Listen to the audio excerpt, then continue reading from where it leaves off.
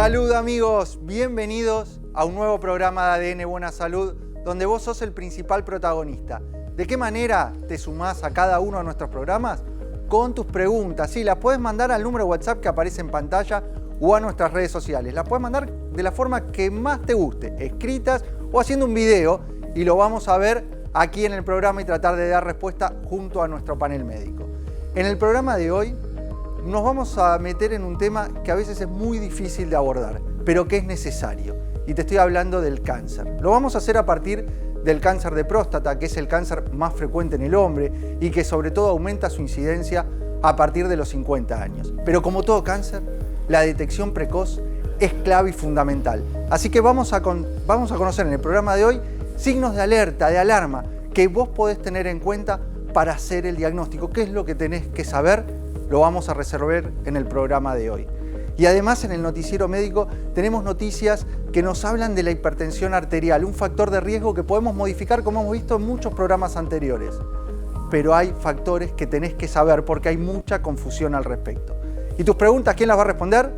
Nuestro equipo, nuestro panel, así que vamos ya a saludarlos con un fuerte aplauso. ¿Cómo va, Mir? ¿Cómo anda, Muy doctor bien. Gabriel Lapman? Muy bien, hoy vamos a hablar de un tema que mucha gente nos pregunta. Doctor, ¿qué es el hígado graso? ¿Puedo hacerme algún test? Vamos a hacer el famoso, que ya está instalado aquí, el test acá interactivo. ¿Cómo estás de la salud de tu hígado? Clave y fundamental, porque también en esto hay mucha confusión. ¿Qué es lo que genera ese acúmulo de grasa a nivel hepático? Lo vamos a resolver en el bloque, en el segmento del doctor Lapman. Delphi Zimmerman, ¿cómo está nuestra Nutri? Muy bien, contenta, un día más aquí. ¿Hoy con qué sección? Pues ya tuvimos Delphi Chef, tenemos Delphi Investiga. Hoy vamos con un semáforo, ¿pero de qué? De grasas, porque está ese mito alrededor de las grasas. ¿Las grasas son buenas, son malas, son necesarias? Bueno, depende. Entonces les voy a traer un semáforo de diferentes alimentos, vamos a seccionar los diferentes tipos de grasas que hay y cómo recomendamos consumirlo, en qué dosis cada uno. Muy interesante. El licenciado Marcelo Rabinovich, marca registrada. ¿Cómo va? ¿Todo bien? Muy bien. Tema y pensamiento lateral. Ya, carita, Sí, es... igual quiero comentar algo. Comente. La gente no ve, pero ¿Qué? tiene un kiosco esta mujer acá. No, Tiene kiosco no, porque no hay Nutri, golosinas. la Nutri tiene kiosco, no. Si tenés tiene unas. un No. termo de agua, un termo, no sé el otro termo. Ah, bueno, pero no es de un mate. kiosco, está bien. No, infusiones, agua, hidratación, abrigo. Pero te armaste un apartamento. Es impresionante. Está bien. Bueno, hoy ¿De qué tengo vamos a hablar? un tema muy interesante. No sé si a veces les ocurre a ustedes que van a la consulta médica Sí. preocupados y salen realmente tranquilos, muy bien. No te dio nada el médico, pero solo el hecho de que te hable, te explique, te mire a los ojos, te escuche, hace que uno de pronto se sienta distinto. Y vamos a hablar de algo que no se compra en la farmacia, pero que el solo hecho de que esto ocurra hace que uno cure el cuerpo y el alma. Vamos a hablar del vínculo entre el paciente y el médico. La que empatía es es fundamental en el profesional de la salud, la empatía. Quizás a Tal veces cual. viene ese paciente y lo que necesita es un Claro. que te apoye. El corazón anda Cosa- bien. Esto, suficiente. Así Pero, Pero bueno, voy a poder explicar desde la reconocerlo. ciencia. Vamos Voy a a... explicar desde la ciencia el impacto que tiene en las personas que esto ocurra y es muy importante porque quizás ustedes lo hacen. ¿Está bien? Sí, obvio. ¿Qué tengo hoy? Un pensamiento lateral increíble, un desafío que espero que mis compañeros puedan resolverlo. Hay Y mucha si no pueden, no producción. me critiquen. Sí, sí, hay sí. mucha producción, Mucha hay mucha producción en esto. A ver, ya quiero no. resolverlo, quiero pensar. impresionante. Tengo que agradecer a la producción porque yo sé que después tienen problemas en la casa con las parejas porque les roban la olla, les sacan un montón de cosas para que podamos hacer este programa. Y algo que es muy importante, que estos juegos no son un juego. Esto estimula concretamente el tema de las neuronas, estimula el hemisferio derecho, te hace pensar distinto para resolver problemas cotidianos. ¿De qué se trata? A ver, Vamos al enunciado. ¿Empezamos? ¿Qué es lo que tenemos que resolver? tengo un explorador, Sí. ¿está bien? Que, pobre, un poco distraído, cayó una tribu de caníbales donde acá hay dos caníbales. ¿está Son bien? Esos son indios. los caníbales. Son Dos caníbales parece. que lo agarraron. ¿Puedo ver al señor? Bueno, ¿Al se del empezó- medio? Al de medio. Ah, un niño. Ese es el explorador. Es el El nene. explorador. Ok, bueno. ¿Y qué le pasa al ahí está. explorador? El explorador tuvo un pequeño problema. Que se como te cae, dale. he tenido Tenelo. yo. Bueno, el tema es son caníbales. Sí. Entonces, los caníbales dijeron, bueno, flaco, sonaste. Pero como ven el programa, Ok. dijeron, entonces vamos a hacer un ejercicio de pensamiento lateral. Está bien, a ver si zafás. A ver. Y dice, a ver, ¿qué toca hacer? Si tu última frase es cierta, ¿está bien? morís servido. Así, directamente. Si tu última frase es cierta, te mandamos a la olla. Sí. Pero Ok. si tu última frase es falsa, te mandamos a la hoguera. Ok. ¿Está bien? Vos decís, pero pará, no hay solución. Y este muchacho... A ver, pará. Si dice la verdad, va dice- a la olla. a la olla. hoguera. ¿Está bien? Ya está, al Pero agua. si dice mentira, si miente, y si la última frase es mentira, va a la hoguera. O La sea, gran pregunta diciendo es, la ¿qué hace? verdad o mintiendo, termina... Aparentemente dice la verdad, va acá. Sí. Y si la última frase es mentira, va a la hoguera. La gran pregunta es, ¿qué hace este muchacho que ve a ADN Buena Salud? Delphi pone caras. Delphi pone Delphi, caras. yo sé que Delphi está preguntando ¿Qué por qué hace no este usamos el muchacho? ¿Qué celular hace de este los muchacho? A ver, ¿hay ideas, Delphi? Que diga algo que no es mentira ni verdad. Bueno, Como algo ahí ambiguo. está. Bueno, dale, ¿qué? Me encantó. Hacerlos Pero entrar en explícame un- qué. Que bucle. Marca es un crack, por ejemplo. Es bastante ambiguo. O sea, hay momentos que es mentira y hay momentos que es verdad. No. ¿Cómo? Pará, ¿cómo se decir eso? ¿Cómo Marca se es decir un eso? crack, Marca es un crack. Marca Eso es un es crack. verdad, eso es cierto. Terminaste en el agua ahí. Bueno, ahí está, porque era cierto. Labman, ¿alguna idea? A ver. No sé, la verdad que tendría que ser algo ambiguo, como que ellos a veces son caníbales, una cosa así, diría algo como... Bueno, cuando ustedes consumen algo prohibido antes de venir al programa, No. me están diciendo cosas muy sencillo. Yo me no sumo sé. a lo que, Algo que se a lo van a que dijo morir. él. A ver. Pregunto. O sea, Dale. para hacerlos entrar en una situación donde no haya ni verdad ni mentira, ¿qué es lo que hay que hacer? Tal ¿Qué cual. pasa si él dice, voy a morir quemado? Muy bien, ¿eh? A ver, ahí está. O sea, dice, voy a morir quemado, Ahí está. pero para morir quemado, Pero ahí está. realmente tendría que ser si está mintiendo. Exactamente. Vamos a hacer lo que dijo Milton. Si muere en la hoguera, le habían dicho que si moría en la hoguera era porque había mentido. Pero si muere en la hoguera, es cierto, entonces no va. Bien. Claro. ¿Están de acuerdo? Pero si concretamente va a la olla, pará. Iba acá si decía la verdad. Claro. ¿Lo salvé? ¿La verdad? ¡Lo hice salvar! Qué grande. ¡Lo hice Impresionante, salvar! Impresionante. Música Lo salvé. No, Ya está. impresionante. Espera, igual explicáselo a Delphi después del programa. No, si yo porque- se lo expliqué a él, yo ya lo entendí. Eso lo Yo explico, dije está la bien, idea. Está bien. Nos Pero vamos, no era- nos vamos al informe sobre el cáncer de próstata. El cáncer de próstata es un tipo de cáncer que se desarrolla en la glándula prostática, que es una parte del sistema reproductivo masculino. Es uno de los tipos de cánceres más comunes en hombres, especialmente en aquellos mayores de 50 años. Los síntomas que presenta son problemas urinarios, dolor, problemas de erección, pérdida de peso y fatiga. Para prevenir este cáncer se recomienda mantener una dieta saludable, realizar ejercicio de manera regular y no fumar. El cáncer de próstata puede ser un problema grave si no se trata a tiempo. Buscar ayuda profesional es importante para determinar la causa de los síntomas y recibir el tratamiento adecuado.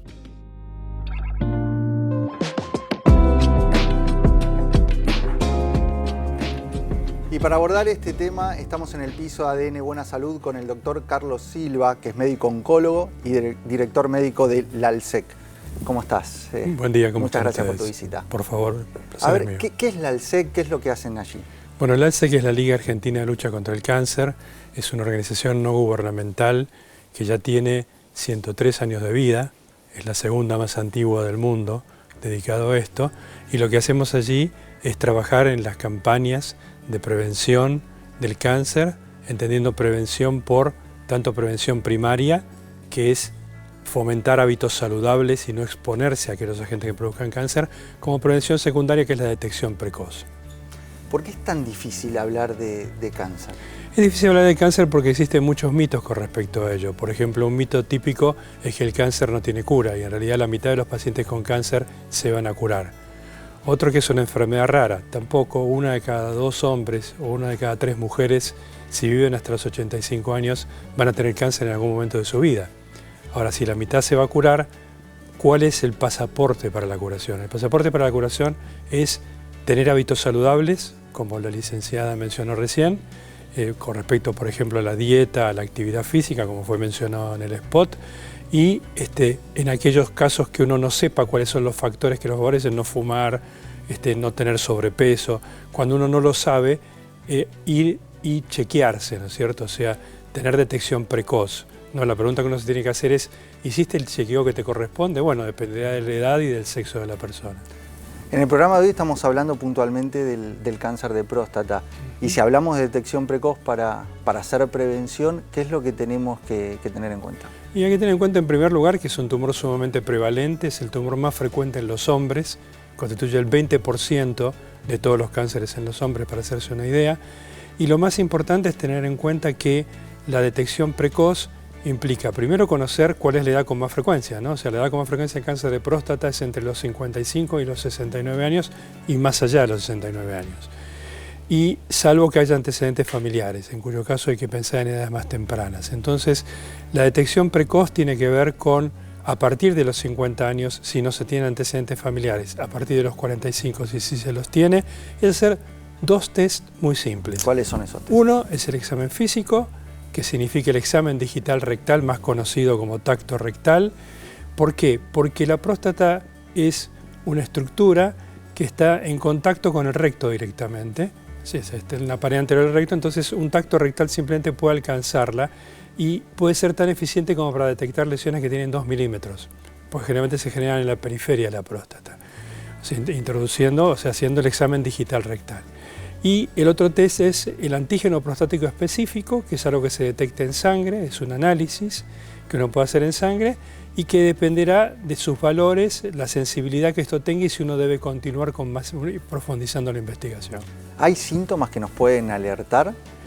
Bueno, en general los síntomas fueron mencionados en el spot, pero son síntomas, salvo algunos específicos de la próstata, como por ejemplo que haya sangre en la eyaculación, es una de las cosas que uno podría observar, o dificultad para orinar, aunque eso es más típico del agrandamiento prostático benigno, lo que se llama la hipertrofia prostática benigna.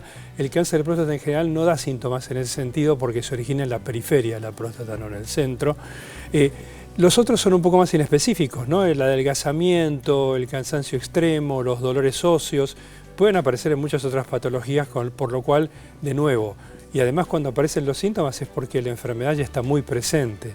Así que la prevención está por arriba de todo. La prevención y el diagnóstico precoz, o sea, no tenés síntomas, tenés la edad, hacer estos chequeos y estos controles que mencionas. Existen muchos tabúes y el panel seguramente discutirá sobre ellos respecto, sobre todo en el hombre con respecto al tacto rectal, ¿no? Hay una cosa a la que le escapan, en realidad es un procedimiento rápido, hecho por un urólogo experto, tiene una alta sensibilidad, no es doloroso. Sencillamente puede ser molesto, pero bueno, las mujeres están mucho más acostumbradas y se quejan mucho menos cuando hacen los exámenes con mucha más frecuencia. Abro al panel para que se sume con sus preguntas. El doctor Gabriel Lapman, a ver si te sumás, Javi. Sí, en cuanto a la prevalencia, ¿no? ¿Se está viendo en gente más jóvenes hoy en día el cáncer de próstata? Porque realmente creo que estoy viendo en gente más joven. Yo soy nefrólogo, por eso a veces veo en gente más joven, sin antecedentes, este tipo de cáncer. Y por otro lado, ¿100% de los hombres va a llegar a tener cáncer de próstata a lo largo del tiempo? Son dos muy buenas preguntas. La primera es, ¿hay cáncer a edades más jóvenes? Bueno, estamos viendo sí una aparición de cánceres a edades más jóvenes. No es tan específicamente el cáncer de próstata. En general, cuando uno explora, existen antecedentes familiares. Bien. Y hay el 9% de los cánceres de próstata son síndromes hereditarios, con lo cual es bastante frecuente, uno cada 10 personas que consultan aproximadamente, y esa es la explicación. Y también la explicación para otros cánceres que se están presentando con alta frecuencia. Cáncer de colon, ¿no? También. El cáncer de colon, por ejemplo, tiene que ver con la dieta, o sea, la licenciada que está al lado suyo tiene mucho que ver, o sea, ya no comemos tan naturalmente, ya no incorporamos frutas y verduras como deberíamos incorporar, y hay mucha fast food, ¿no? O sea, mucha cosa de comida, de mala comida, digamos, y de las grasas va a hablar la licenciada, así que no me voy a extender en eso, pero incorporar en la dieta frutas y verduras es muy importante, y el sedentarismo, que no es menor. Incorporar el deporte. ¿Y qué tiene que ver el deporte? Bueno, el deporte casualmente lo que hace es mejorar el sistema inmune, y el sistema inmune es la primer barrera para el cáncer, para combatir el cáncer.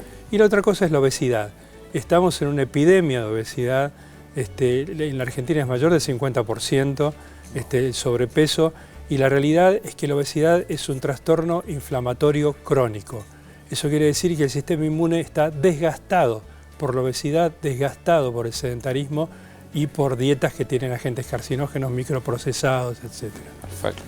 ¿Cómo impacta lo emocional ante el diagnóstico y en la etapa de tratamiento? Bueno, otra excelente pregunta porque está muy bien y dijiste el diagnóstico y la etapa del tratamiento, porque hay mucha gente que piensa que el estrés produce cáncer y es una confusión que hay con eso. En realidad lo que el estrés produce es un sistema inmune que tiene una menor respuesta y eso colabora, pero el cáncer es una enfermedad genética, o sea que se produce un error en la lectura de nuestro ADN cuando se duplica y eso se propaga, y si uno tiene un sistema inmune que está debilitado por una mala dieta, como mencioné antes, por el sedentarismo, porque está muy estresado, entonces ayuda a la progresión de la enfermedad. Ese sería el tema básicamente del diagnóstico, ¿no? Alguien que está muy estresado y que tiene todas estas formas de vida poco saludables, hay que pensar que tiene mayor predisposición. Si existen antecedentes familiares, la carga es muchísimo mayor. Y con respecto al tratamiento, bueno, tiene mucho que ver. Primero que el enfoque no tiene que ser, lamentablemente ha sido biomédico durante muchas décadas y lo sigue siendo, la formación del médico, porque en realidad la salud no es la ausencia de enfermedad, lo dice la Organización Mundial de la Salud, es el perfecto bienestar físico, psíquico, social y espiritual, algo que se ha agregado, que no significa religioso, ¿no? Espiritual, algo que se ha agregado en las últimas 2 décadas.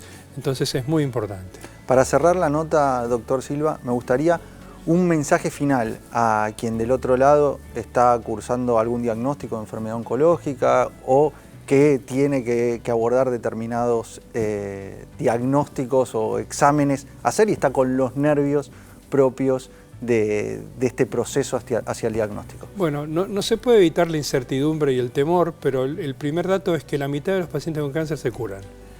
Que el 68% de los pacientes con cáncer están vivos 5 años después del diagnóstico. Quiere decir que muchos de los que no se curan pueden vivir largo tiempo y a la velocidad que avanza la medicina, a veces en un futuro curarse.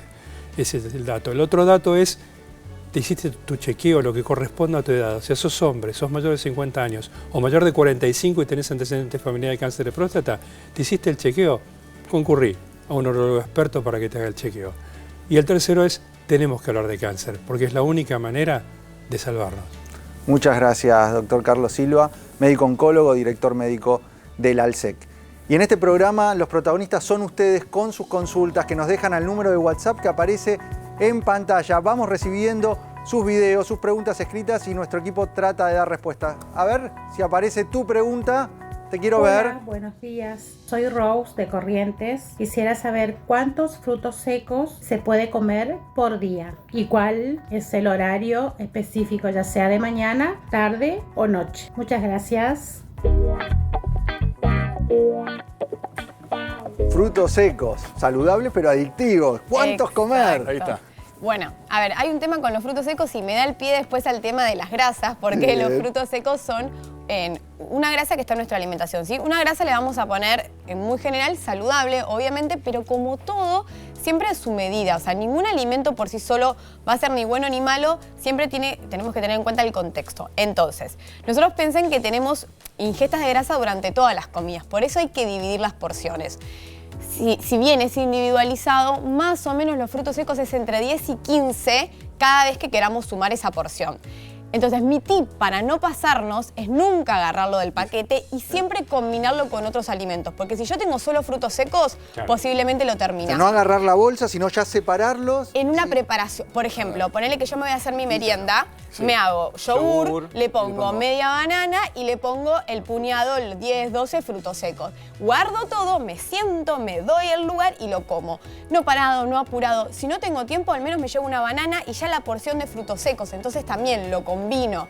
Pero no agarrar de la bolsa directamente con hambre, porque obviamente si bien es saludable, al paladar es muy gustoso y hace que no tengamos ¿Son control. 15 Verdad. frutos secos o 15 gramos? No, 15 unidades, más o 15 menos. Entre 10 a 15 unidades. unidades. De Depende contar obviamente ahí, que del pero- maní es de un tamaño y Claro, la y la nuez es de nuez. otro. Y Tengo una después preguntaba el horario, el momento. ¿Hay alguna situación especial para evitarlo o para consumirlo? No, siempre y cuando, obviamente, depende que por ejemplo, lo que pasa mucho es que quizás en almuerzo yo condimento con aceite de oliva y la ensalada tiene palta. Entonces, si yo ahí le agrego frutos secos, ya estoy como con mucha cantidad de grasa en una comida. Entonces, ideal por ahí dejarlo para el desayuno o la merienda, que te va a terminar de aportar también más fibra, más saciedad, que es donde a veces más tenemos como ese hambre o queremos algo más rico, más dulce. Delphi, tengo una bolsa de frutos secos en el auto, pero hoy voy a entrenar. Tengo el grupo running y ¿es lo mismo el día que entreno la cantidad de frutos secos? No, pero en realidad el fruto seco no tiene tanto que ver con la ingesta rápida para hacer ejercicio. Eso tiene que ver más el hidrato. Grasas vos necesitas todos los días porque tu cerebro vive de eso. O sea que no tiene que ver tanto con el deporte, ahí cambia el hidrato. La grasa la tenemos siempre que incorporar en la alimentación. Pero ese día que hago, ¿como lo mismo igual que siempre? En frutos secos sí, quizás va a cambiar tu ingesta de hidrato de carbono o de proteína. Estoy haciendo todo mal. Hay más preguntas, ustedes son los principales protagonistas de ADN Buena Salud. A ver, ¿qué nos mandan? No duermo bien hace más de 10 años, eso sumado a que tengo sobrepeso. ¿Cómo empiezo a mejorar mi salud y mi descanso? Nos mira desde Entre Ríos. Muchas gracias por tu pregunta. Vamos a responderla junto al equipo. El doctor Gabriel Lapman, Delphi Zimmerman se pueden sumar para dar respuesta a esta consulta. Inicialmente, cuando hablamos de lifestyle medicine, medicina y estilo de vida, un pilar es el descanso reparador. Primero, ver qué onda la noche, ¿no? Si hizo ejercicio, si tomó café. Si hizo ejercicio, por ejemplo, 1 hora antes de dormir, no se va a dormir nunca. Si comió mucho alimento, un plato abundante a la noche, le va a costar descansar. Si está con las pantallas, claro, si está con las pantallas, si no tiene adecuada temperatura la habitación, si la luz entra permanentemente, si los sonidos... La cafeína que está en el té, en el café y en el mate por la tarde, deja todo el sistema. Todo eso hay que como corregirlo como tips para un adecuado descanso. Después tenemos patología, por ejemplo, la apnea obstructiva del sueño, que ya hablamos alguna vez, pero esto también genera insomnio, problemas en el descanso. Relacionado al sobrepeso y la obesidad que nos consulta, o sea, que está dentro de la pregunta, o sea, puede haber un vínculo y esta apnea. Habría que hacer algunos estudios, polisomnografía de sueño, evaluación también, si no es hipertensa. Nosotros, generalmente los hipertensores, hacemos la presurometría y generalmente no baja de noche. Tenemos el non-DIPER, que eso justamente se correlaciona con apnea del sueño. Así que hay mucho por ver, ver si necesita alguna suplementación, no ir directo a los tratamientos, ¿no?, con psicofármacos, que es tan habitual. Hay una adicción con eso. En suplementación, ¿qué alternativas tenemos para ayudarlo? Siempre se habló, uno del magnesio, que hay que ver la calidad del magnesio, ahora nos vas a hablar, Gaby. Y 2, el aporte de lo que es el Activamente, el 5-HTP, el precursor de triptofano. Es muy buena la combinación del magnesio con el Activamente, el magnesio quelat, porque ahí tenés el bisglicinato que tiene un efecto precursor de la melatonina. Así que el magnesio quelat es una muy buena opción para sumar. Y el Activamente. El Activamente es el 5-HTP, triptofano. Ya tenemos muchos estudios en Neurology, muchos estudios pueden buscar sobre la relación entre el descanso reparador y el aporte de 100 miligramos de Activamente 5-HTP. Así se consigue en la farmacia. Claramente, si vos tenés insomnio, siempre consultá con tu médico. Pero antes de cualquier tratamiento con psicofármacos, que debe ser prescripto, o sea, tiene que tener una receta. Porque ¿qué pasa? La gran mayoría de mis pacientes dice, ay, mi abuela toma esto, mi mamá toma esto, y ya empiezan con los psicofármacos, o me lo dieron una vez. La verdad es que es preferible cambios de hábito y buscar la causa del insomnio, y este suplemento, Activamente 5-HTP, sirve para mejorar el estrés, mejorar el ánimo y mejorar el descanso. ¿Por qué? Simplemente porque es esto. Cuando nosotros no aportamos el triptofano, que es el precursor de la serotonina, ¿qué quiero decir? El Activamente 5-HTP se convierte en nuestro cuerpo en serotonina. La serotonina es, todos los que vieron las películas, ¿no? Dicen, es la neurotransmisor de la alegría, del bienestar. Bueno, claramente tenemos un déficit, lo tenemos alimentario y también en el estilo de vida, gente que fuma, que duerme mal, que está estresada permanentemente. Así que el aporte puede ser por la mañana, por ejemplo, con el fenil UP, que es otro nutriente de fenilalanina. Yo lo doy por la mañana y anda muy bien para el humor y el bienestar. Y por la noche con el magnesio quelat, yo doy 2 magnesio quelat y un Activamente 5-HTP y mejora muchísimo el descanso. Muchos de mis pacientes están con esta combinación. Nos vamos a meter ya en el noticiero médico. Un nuevo trabajo nos puntualiza en los errores habituales que tenemos sobre la hipertensión. Bárbaro.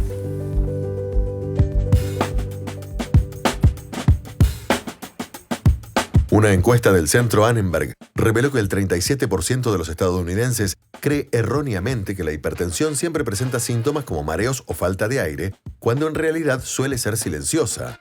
Además, el 39% piensa que sentirse tranquilo indica una presión normal y solo el 13% conoce el valor correcto para considerarla alta, 140/85. Pese a esto, muchos conocen las formas de prevenirla. Sin embargo, solo el 72% cuida lo que come, el 61% hace ejercicio regularmente y apenas el 57% reduce el consumo de sal.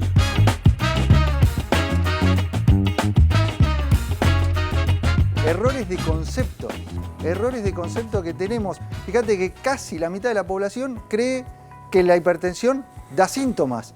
Cree que si uno tiene el peso, es normopeso, no va a tener tensión arterial elevada. Y 4 de cada 10 argentinos padece de hipertensión arterial.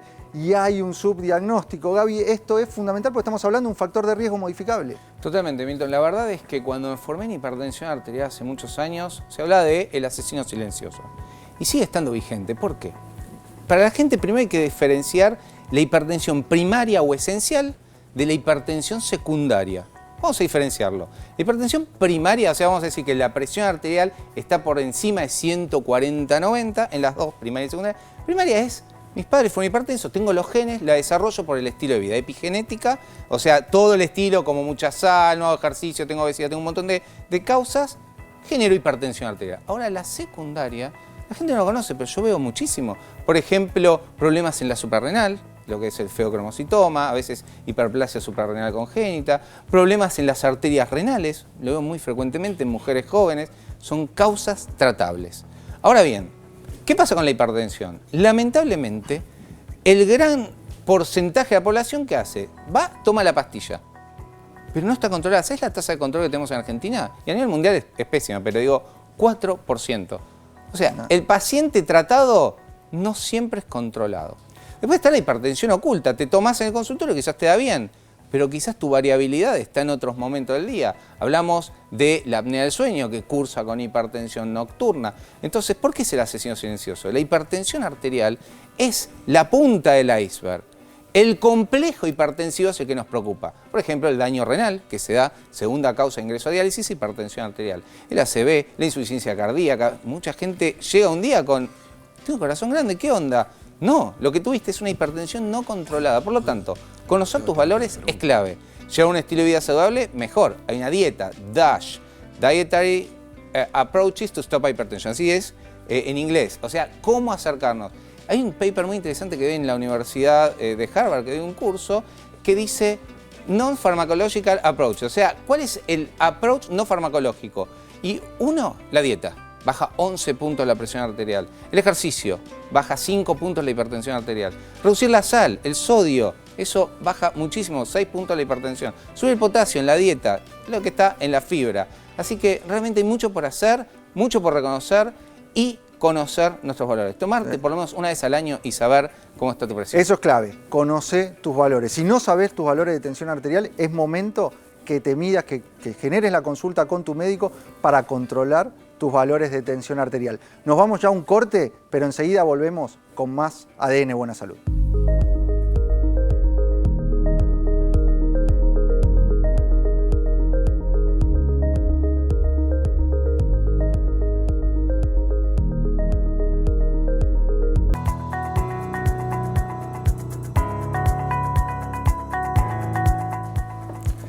Seguimos con más ADN Buena Salud, donde vos sos el principal protagonista con tus consultas que nos mandás al número de WhatsApp que aparecen en pantalla o en nuestras redes sociales. Y uno de los temas que te adelantamos era las grasas, cómo impactan en nuestra alimentación y en nuestra salud a nivel general. Pero para eso tenemos que entender qué alimentos nos aportan cada tipo de grasa. Por eso a mi lado tengo a la Nutri Delphi Zimmerman, que me va a ayudar a explicar las grasas, cómo impactan en nuestra salud. Bien, a ver, primero entendamos ¿qué es la grasa? ¿Qué es la grasa? La grasa es un macronutriente, ¿sí? De esto que compone nuestra alimentación y es el macronutriente que más energía aporta. O sea, cada gramo de grasa aportamos 9 kilocalorías, o sea, como en medida de energía. Por ejemplo, las proteínas o los hidratos, cada gramo son 4. Por eso, digamos, es más del doble energéticamente lo que nos aporta en cuestión de calorías. Ahora, no es lo mismo, y siempre hablamos, la caloría, que es solo la energía, sino los nutrientes. Entonces, hay diferentes tipos de grasa que más allá de esas calorías nos aportan nutrientes, nos aportan beneficios, nos aportan, digamos, nos suman a nuestra salud. Por eso diferenciarlos. Y por eso traje este semáforo. Y no todas las grasas son lo mismo. Exacto. Hay que saber elegir qué tipo de grasa nos va a hacer bien a nuestra salud, porque hay algunas grasas que tienen efectos negativos. Claro. A ver, empecemos por lo rojo, que es bien facilito de entender y creo que vamos a estar todos de acuerdo, porque después hay muchas, obviamente, movidas sobre las grasas, pero esto vamos a estar todos de acuerdo, que son las grasas trans, ¿sí? Las grasas trans son grasas que generalmente vamos a encontrar en todo lo que son procesados. Son grasas además muy modificadas, digamos, químicamente por la industria, con un montón de otros agregados, que a veces también viene acompañado de azúcares o aditivos, de otros químicos, y son las que vamos a intentar evitar. De hecho, en los paquetes está casi prohibido sumar o que contengan alta grasa trans los alimentos. Entonces, eso está en rojo y es lo que va a estar más socialmente, para compartir, por ejemplo, una media luna que cada tanto obviamente van a estar como parte, digamos, de algo más social.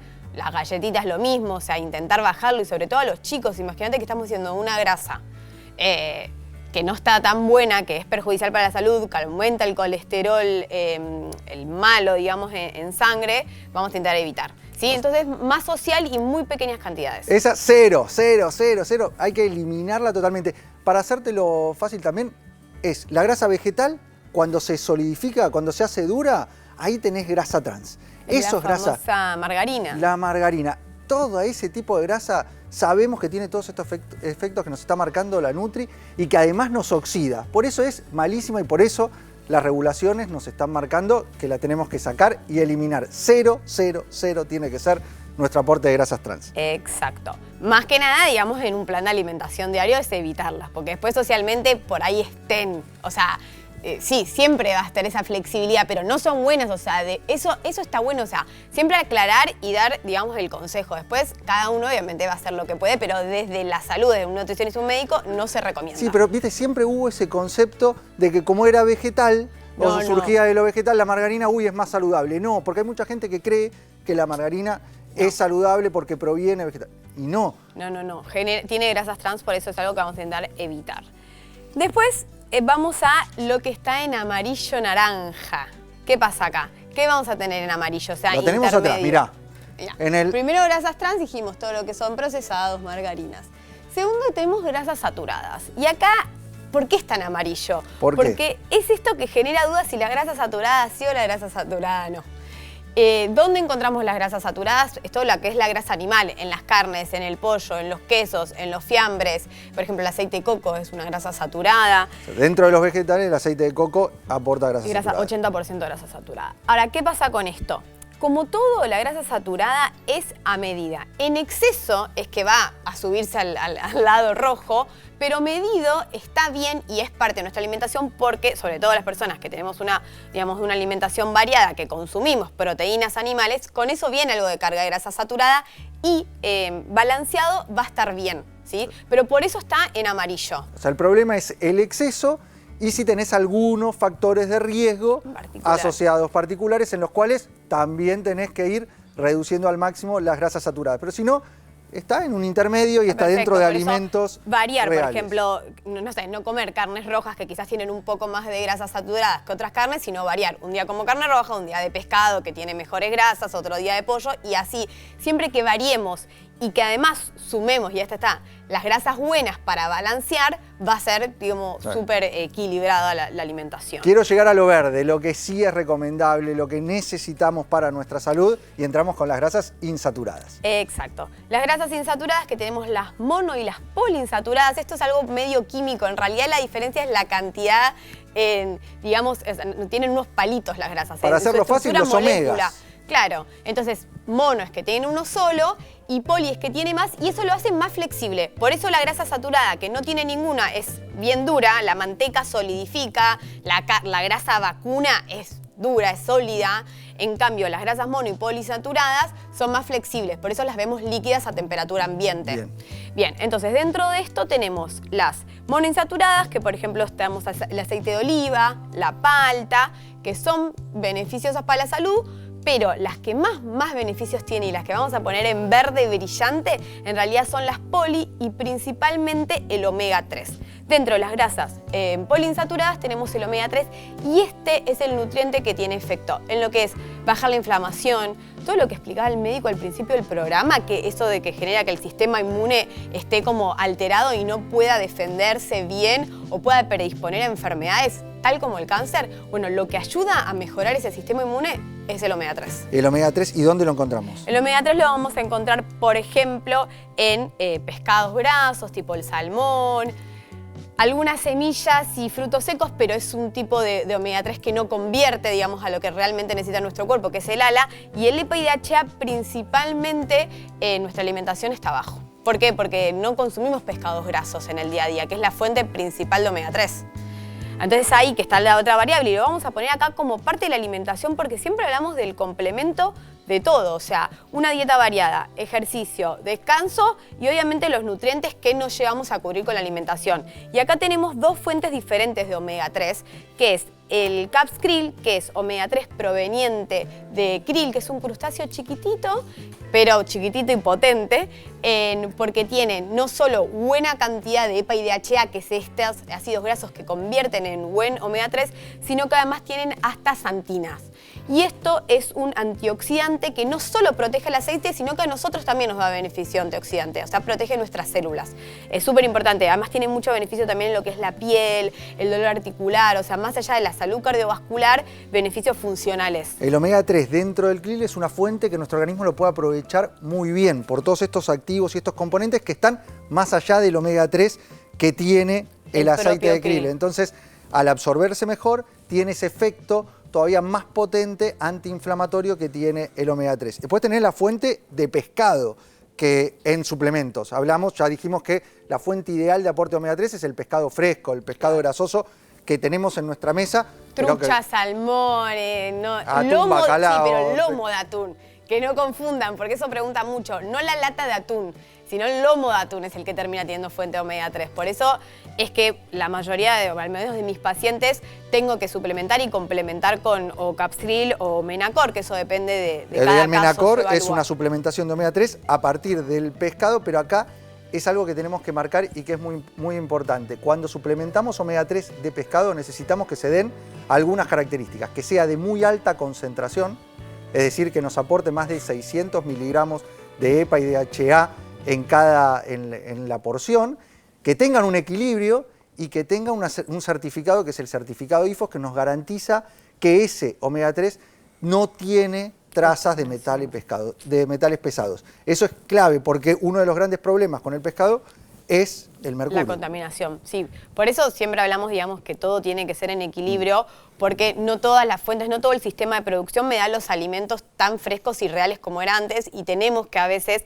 terminar de complementar con suplementación, que sea de calidad, que sea segura, que me asegura que no tenga contaminantes, que sea pura, como el krill también, por ejemplo. Entonces, en ese sentido se pueden complementar muy bien y es la decisión. O sea, a mí me gusta más quizás Caps Krill porque con una sola cápsula cubrimos todo el requerimiento, digamos, necesario. Pero ahí tenemos esas dos alternativas. Y para cerrar esto, ¿por qué es tan importante el omega 3? Porque en nuestra alimentación tenemos otra grasa poliinsaturada que está en exceso y en exceso es mala, que es el omega 6. Exacto. Por eso se transformó desde el poliinsaturado verde un cartelito rojo de omega 6. Porque el problema en realidad de las grasas poliinsaturadas, o sea, del omega 6 o del omega 3, no es que el omega 6 sea malo, por eso no lo puse de entrada en rojo, pero cuando está desequilibrado, ¿por qué? Porque omega 6 tenemos en los aceites, en los frutos secos, en las semillas, en el huevo, quizás en la alimentación más del día a día. Cuando eso no está equiparado con la cantidad de omega 3, es que puede llegar a ser inflamatorio y no beneficioso para la salud.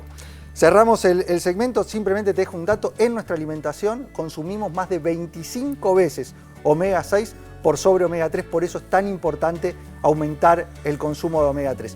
Vamos, Delphi, al panel, que quiero escuchar a marca registrada, Me encanta. a Marcelo Rabinovich, con su segmento de esto de la empatía, la relación médico-paciente.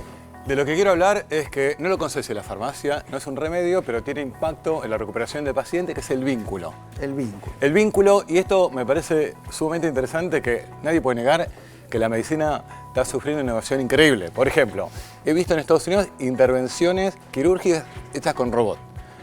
Hoy la inteligencia artificial haciendo diagnósticos. De pronto que uno pueda, de alguna manera, recomendar en función del ADN qué tenés que hacer frente a una enfermedad crónica. Pero a pesar de todo esto, cada vez hay menos tiempo para que uno pueda atender al paciente. Tenés 5 minutos. Y es más, a veces vos ves que está el médico mirando más la pantalla que el paciente. A pesar de esto, está comprobado que el vínculo clínicamente impacta en la recuperación concreta de la gente. Y algo que me parece increíble es que, a ver si están de acuerdo con esto, cuando vos tenés un médico que te explica, te mira en los ojos, ¿está bien? Te escucha. Esto tiene impacto en el cortisol, que es el tema del estrés, porque uno va preocupado, ¿está bien? Ahora, cuando la persona te explica y lo entendés, esto baja la preocupación y baja la hormona del estrés.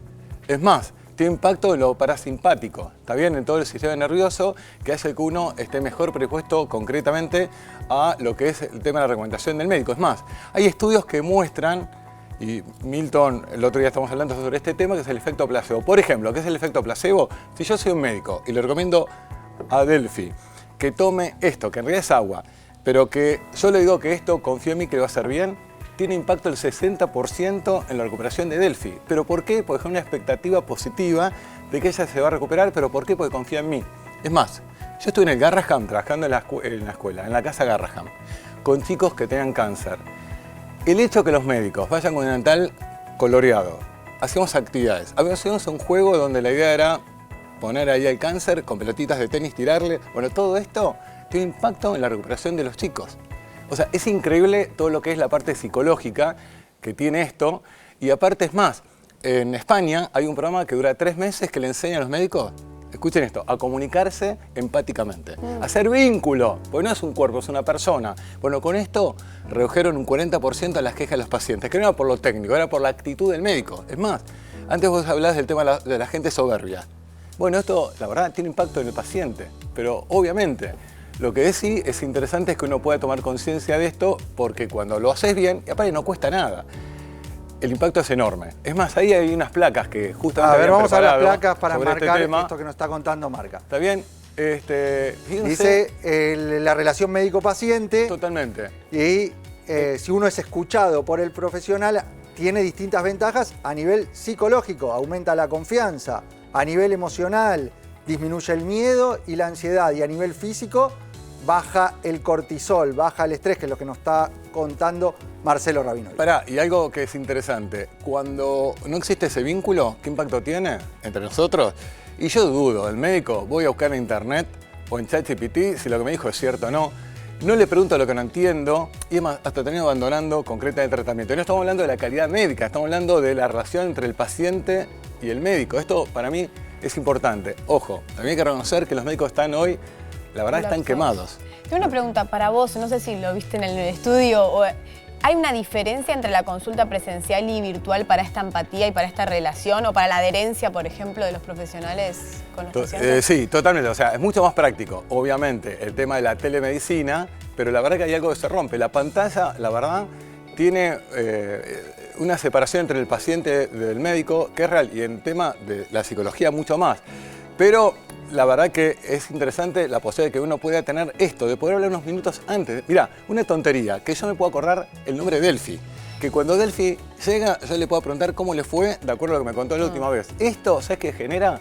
Me siento ser importante. Me siento que no soy uno más del montón, sino que para vos soy importante. Y esto, insisto, desde la psicología tiene impacto en lo que es la expectativa de curación. Y como la mente y el cuerpo están relacionados, tiene impacto en el sistema inmunológico, pero está comprobado, hay estudios que demuestran que esto es cierto. Por eso, insisto, algo que es muy importante, el tratamiento puede aliviar, pero el vínculo sana.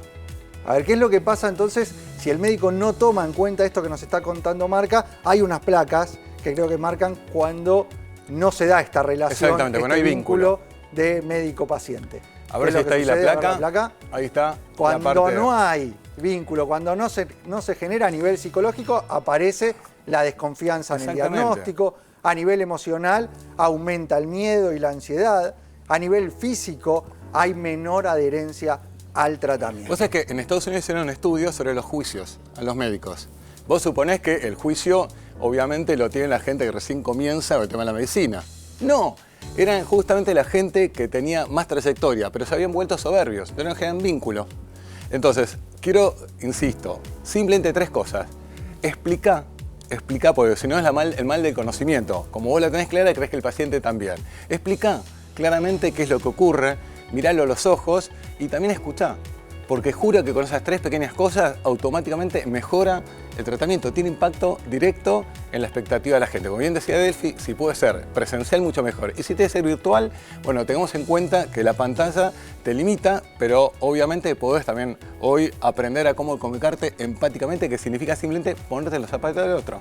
Simplemente eso. Muchas gracias, marca registrada. Espero que lo hayan visto algunos colegas, ¿no? Sí, se ve. ¿Cómo se necesita esto de la empatía y el vínculo con el paciente? Vos vi una historia tuya de una paciente que no había tenido esa relación y con un simple ¿cómo estás? Poder explicarle, porque cuando tenés el diagnóstico, explicar cómo cambia la respuesta terapéutica. Hay poco tiempo, ¿no? También las consultas a veces, el médico está corriendo, es un sistema a veces más de enfermedad que de salud, ¿no? Eso es lo que nos llama la atención. Y lo último, lo que el paciente no entiende lo rellena con sus propias fantasías. ¿Está bien? Bueno. Y eso es más terrible que la realidad.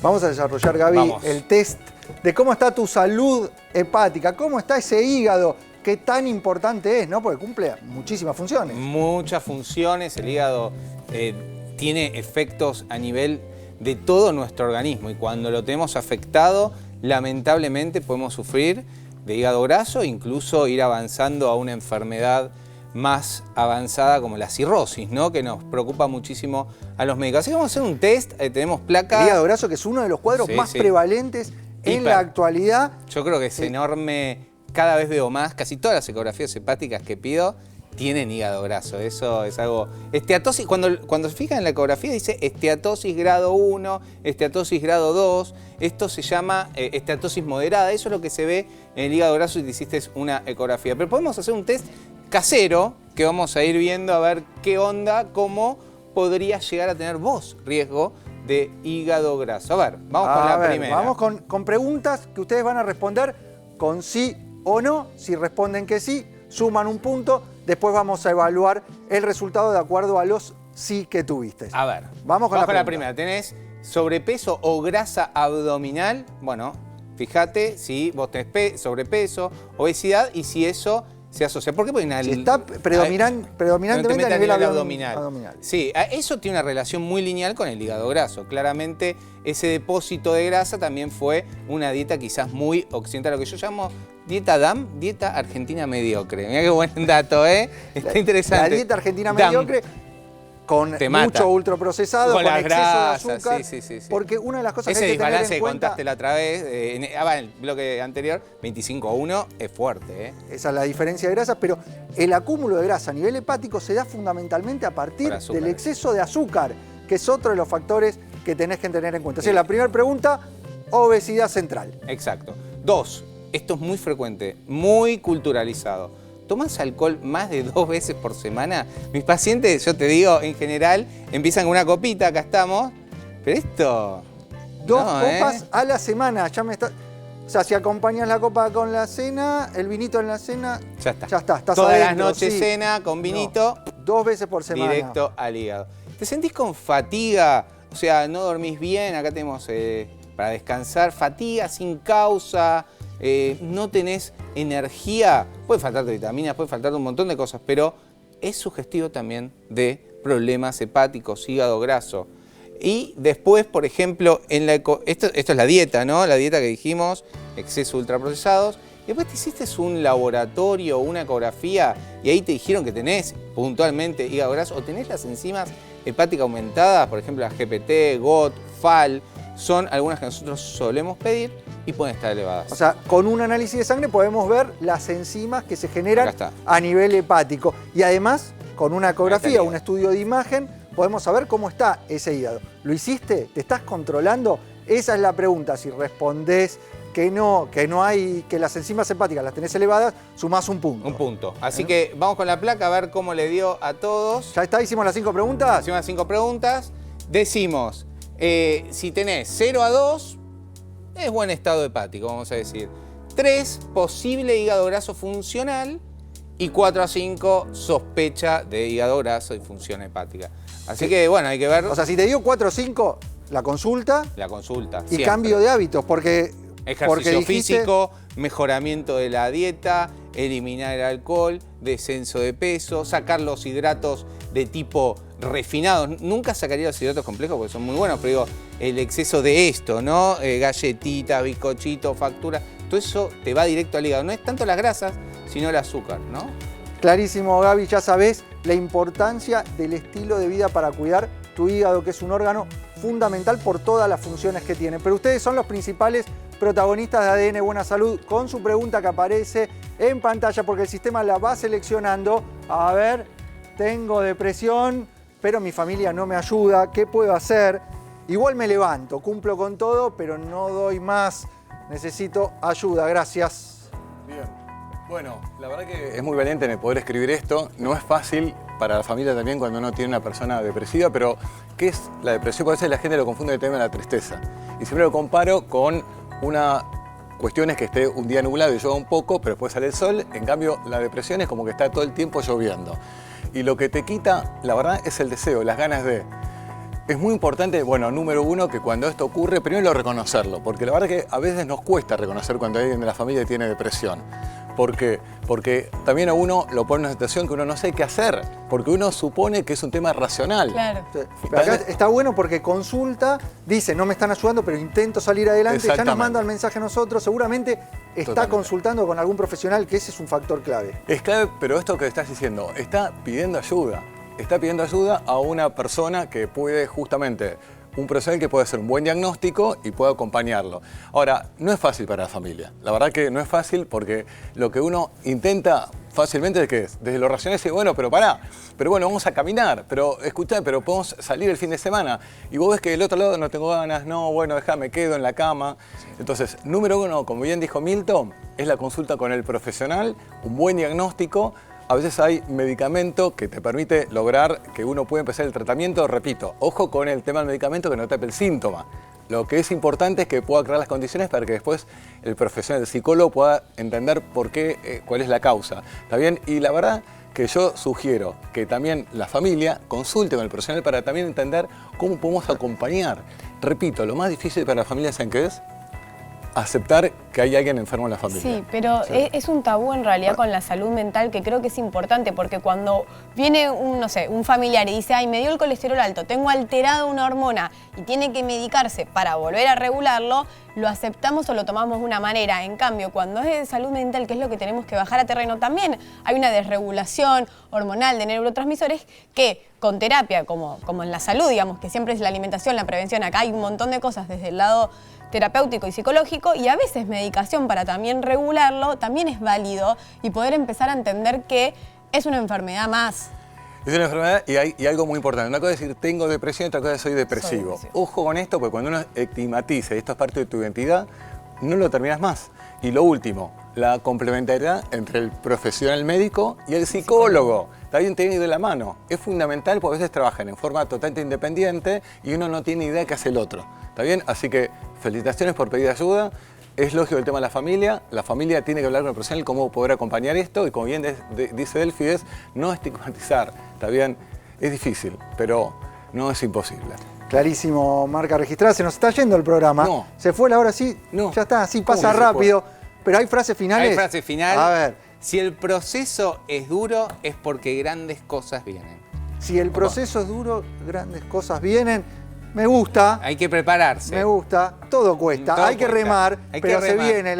Está Ahí del van a otro venir. lado de la orilla, está lo Así bueno. es. Bueno, Yo hay que remar, vamos. tengo una que me lo mandó un amigo que que tiene un socio. Tiene un socio. Tu Me amigo dijo, tiene un socio. Tiene un socio y dice que tener un socio es como estar casado, pero sin sexo. ¿Qué es eso? Mi abuela No, patea calefores. pero me está ¿Qué diciendo... cierre? Venías también, Venías muy bien. Marca. No, pero escuchame. Marca. Es lo que me dice la gente. No, bueno. Queda el teléfono abierto. Ustedes nos siguen mandando sus preguntas a la red social, al Instagram ADN Buena Salud o al número de WhatsApp que aparece en pantalla. La mandan en video, la mandan escrita, de la forma que quieran, que nosotros programa tras programa vamos a tratar de darle respuesta. Les agradecemos por habernos dejado ingresar a sus hogares con este mensaje de salud, prevención y calidad de vida y nos volvemos a encontrar en la televisión pública para hacer mucho más. ADN Buena Salud.